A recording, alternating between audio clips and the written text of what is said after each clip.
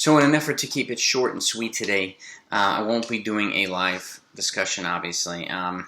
Today after the game, I have to watch my youngest daughter, and it doesn't look like it's a good day to do it anyway, because if you're into horror movies, today's it's a perfect day because it was a massacre today.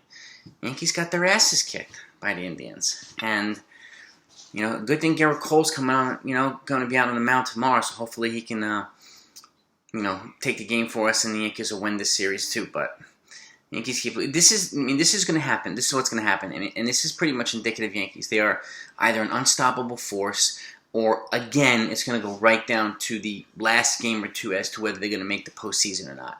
And then, they're either going to go on a run or they're going to go down in flames pretty quickly. So it's typical Yankees at this point, and it just shows that they need to retool quite a bit.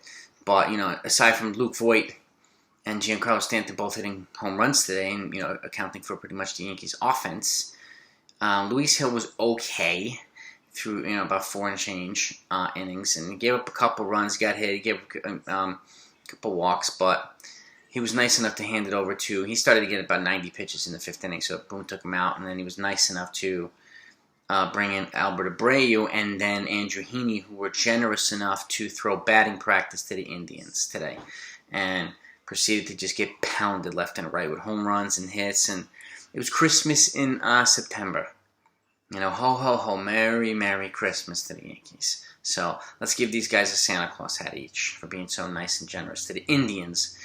But this is typical Yankees, and you could probably sense a little bit of sarcasm and frustration in my voice. But what are you going to do at this point? I have to accept the reality of this Yankees team. Don't want to, but have to. And unfortunately, too, Joey Gallo was pulled out of the game with neck stiffness. He did show a little bit of it last night after one of his home runs, but they did pull him out for precautionary reasons today for some stiffness in his neck. But that said, it looks like Severino and Jameson Taillon and Domingo Germán are kind of on the road back towards rejoining the team within the next week or so. It looks like Taillon might be a little bit longer, and Johnny Loizaga too. So there are some reinforcements coming, but hopefully it won't be too late by then. And the Yankees need to stay in this. They have to win this series, obviously, and then they have to continue winning games after this. They're going to have to win, I think after today's 13 games left, they better win 10 of them. They want to have a chance in hell of making the second wildcard spot, because I can tell you, Boston and Toronto are not going to just go down and give up that spot to the Yankees. They're gonna play right down to the wire, and that's what the Yankees have up against them right now, and have to face, unfortunately. And they still got to play Tampa at the end of the season. I think they got to play Boston too, or Toronto, excuse me. And try going 10-3, having to face those two teams at the end as part of the the last 13-14 games of the season. This is not going to be easy for the Yankees, but I don't know. I'm getting less and less optimistic. I'm starting to just think more about things that the Yankees need to do this offseason to kind of put themselves in position to be much better for 2022. As much as I don't want to do that, I've already started doing it, but I'm going to hold out until, like Yogi said, it ain't over till it's over. So, and I'm hoping that's the case here, hoping that the Yankees get to the point where they do make the wild card game.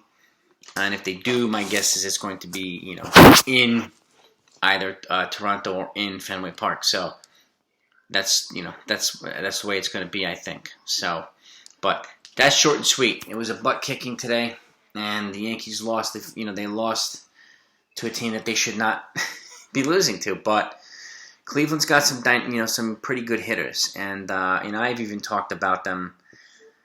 Going after a Jose Ramirez type, I think he would be a good fit here. But I don't see, why would Cleveland give him up now? Because they're starting to really, really put an offense together around him. And even though there's still a lot that leaves to be desired on the Cleveland team, they have some pitching, they have some solid pitching. But I think the Yankees need to start thinking about some trades that they want to consider making and for this offseason, and some free agents that they want to sign, and start to put together a solid plan for this offseason and for 2022. I think it would be wise for them to do that now and if they haven't started doing it already. And it would be nice for Cashman to come up and speak up. You know, it would be nice for them to get a better defensive catcher, too, to complement Kyle Higashioka. I like Gary Sanchez, but his defense is awful.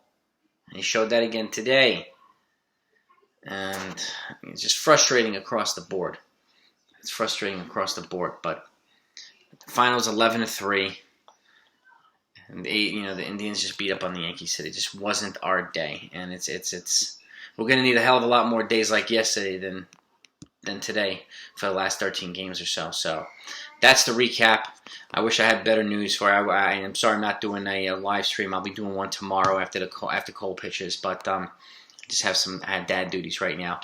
But let's move on from this one. Hopefully they do too. And I'm looking forward to seeing Garrett Cole on the mound tomorrow, and hopefully he can dominate these Indians. So see you guys then.